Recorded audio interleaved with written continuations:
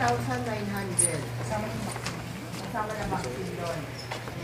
Or placement fee is equivalent is 22,000 cash. So, meron ng priority na binigay sa mga Muslim. Ang Muslim is salary deduction. So, for Christian, hindi, kasi that. Okay? And then, ganito mangyayari mga kuya. May first batch, may second batch. Okay? Yung first batch, yung second batch, hindi pa natin alam kung kailan. Okay? First batch, kailangan ko ng Muslim ng around 35. So means, kung sino yung kumpleto, at kung sino yung magme-medical bukas, yun ang makakapasok. So, kung may 3-9 kayo tomorrow, okay? So, kailangan mag-fasting na kayo mamayang gabi, pupunta kayo tomorrow para mag-medical. 3-9, 9 a.m. nasa office na kayo. For Muslim, 9 a.m. nasa office na kayo. Okay? Then, magbabayad kayo sa office, diretso kayo sa clinic. Kasi for Muslim, in this month, kailangan malis na. We need also, OMA for Muslim. NBI, passport, OMA. So, means, 35 lang ang kailangan ko.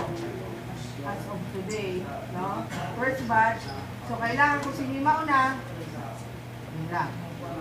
And the next batch, hindi ko pa masasabi. Te-text ko kayo. Pero, this is for everybody, Kasi siguro meron dyan mga tao, gusto niya lang talaga is Jeddah. Right? Prepare nyo lang talaga Jeddah. Pero, if you prepare na magpa-interview next week, Monday, I suggest you can come also. Alam nyo bakit?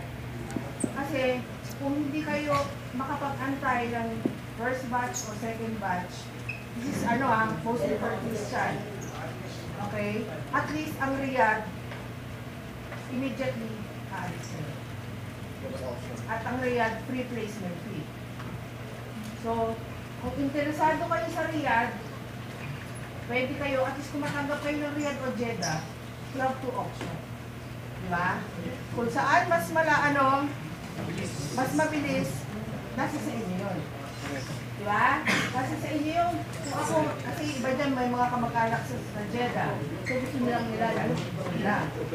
Pero, kung kayo okay kayo pumunta sa Riyadh, please report naman. Yung requirements, kasi namin sa Jeddah, pumunta na lang kami bago. Hindi, better magdala kayo ng bago. Kasi para yung file mo nasa Jeddah lang. Pero yun nga, sabi ko sa inyo, kung Riyadh, for sure, October, alis kayo. Kasi ang Riyadh, immediately kahit 500, kukunin nila. Pero Jeddah kasi, batch by batch, nag-aantay pa ng visa. Ano yun, ma'am? Backdoor rin. Kaya lang ang salary nun, less ng konti. 1,150. Usama pa ka. Pero it's the same. Ano yung halos na din kasi sa inyo? 3 meal per duty, 8 hours, after 8 hours, you work, become overtime. Ang maganda lang sa Riyadh, wala kayong babayaran na placement fee. Free. Wala rin salary deduction. Ang babayaran nyo lang sa amin is medical na 3,900 at saka PhilHealth na 2,400. That's all. Pagdating nyo sa Saudi, wala kayong deduction. They have free placement. So yung sa Jeddah, ma'am, so 1,000 placement fee Plus 3,900. 3,900 sa vaccine, sa medical sa vaccine, may info pa sa PhilHealth. Hindi, baka hindi nakasama yun. Okay? So, yun ang sinasuggest ko sa inyo. Sa ngayon, ang kailangan ko lang muna is 35 Muslim. Okay? Mamalang Christian. Sa Christian, waiting pa tayo. Okay? Kahit mag-medical or... Kahit mag-medical kayo bukas, hindi ko pwedeng ipa-medical.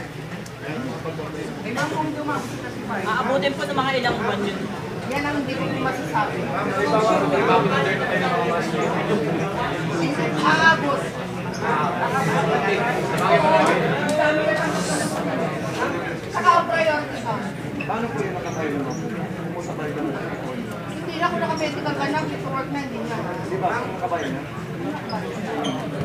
Hindi na.